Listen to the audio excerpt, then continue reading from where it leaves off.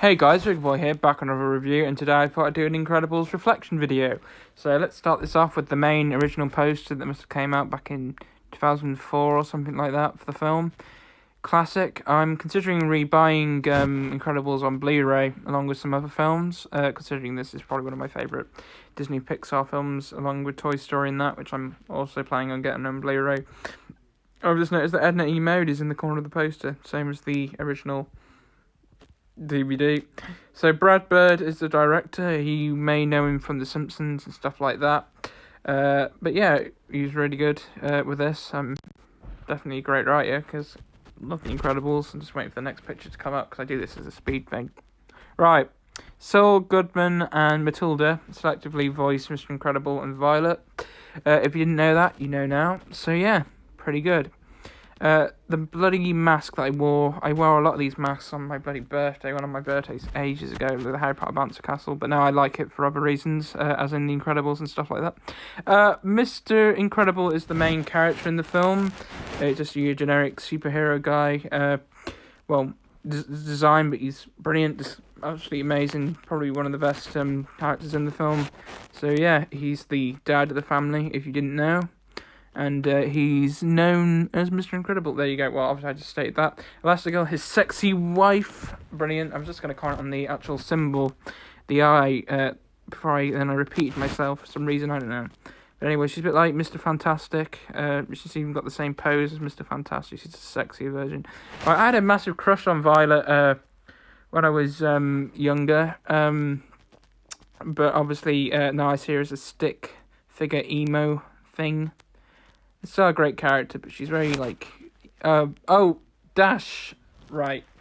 I kind of associated with Dash. Well, I think we all wanted to be Dash when we were younger, but no, not Dash. I mean, he's just more like my brother, really. But I'd probably be like fat Mr. Incredible, more like Jack. Jack. One of the strongest characters in the film following Mr. Incredible. He's just invincible. He practically has every single superpower. I thought that was just Incredibles 2, but then I totally forgot about it. So Frozone, voiced by Samuel L. Jackson. Iceman, essentially. Pretty cool, but I don't think he was in the film as much as I thought. Oh no, maybe now I'm thinking of Incredibles 2, never mind. Syndrome, yeah. Look at his hair, it's like an onion. What was it? Is it onion? Yeah, onion. It's goofy, but his costume is the big massive S, which could stand for snake, because he's an evil guy. You know, evil. Edna E. Mode. She's basically like a fashion designer. I mean, it was a clever concept with the whole her designing the costumes and she actually being like a fashion designer kind of character. So. Yeah, looking back on that. Oh, the other sexy woman of the film, other than Elastigirl, like I said, sexier Mr. Fantastic. I mean, as in female Mr. Fantastic. I'm not sexually attracted to Mr. Fantastic in any way, but I am sexually attracted to Susan Storm because she's just absolutely. Let's talk about someone else now.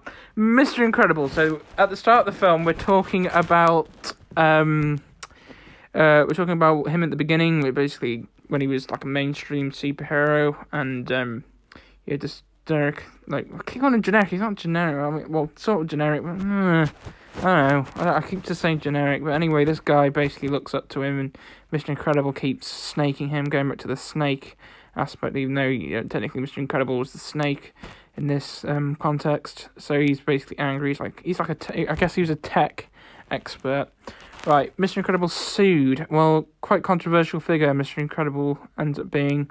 He just gets into a lot of trouble and stuff, and there was this really dark joke about this guy wanting to commit suicide, and Mr. Incredible saved him just as he was falling off the building. It was a bit dark for a kids' film, but yeah, and basically he longs to go back to the good old days of being Mr. Incredible, and he's got all this stuff all over his wall, like newspaper clippings and stuff like that, and then he's depressed, and he's like, oh, you've seen this, what are you waiting for? I don't know, something amazing, I guess. It's just basically me every day, especially in lockdown. Anyway, he gets this new opportunity and he begins working out and stuff. I mean, Just look at that. I mean, that's the exercise regime that every guy should be doing, even me.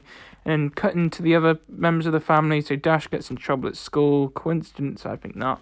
Which is, I'm guessing he put this thing on the teacher's chair. And then you've got Violet, who's trying to get this guy to like her and stuff like that. He had a bit of a glow up in the second film, but let's just focus on the first one. No capes.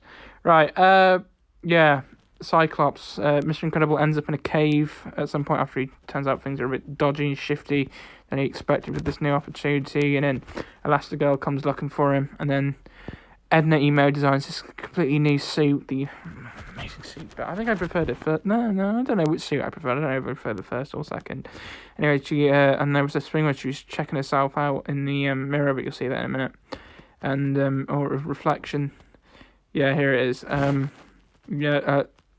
think this is the new upgraded version. Alright, there you go. The spider thing, this is when the fight actually breaks out. And basically, Syndrome basically wants everyone to be super, so no one is super. Okay.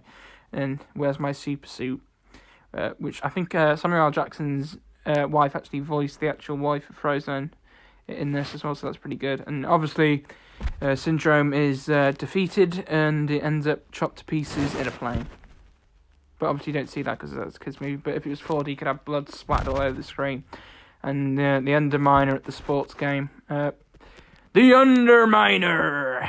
Yeah, that's going to stick with me for the rest of my life. They did a follow-up game to this, but I don't think it's canon anymore. I mean, I used to play it. I never completed it, but I don't know how far I got, but I remember vividly playing this. And there's a short on the DVD as well with the babysitter who basically is losing her mind over Jack, who keeps, yeah,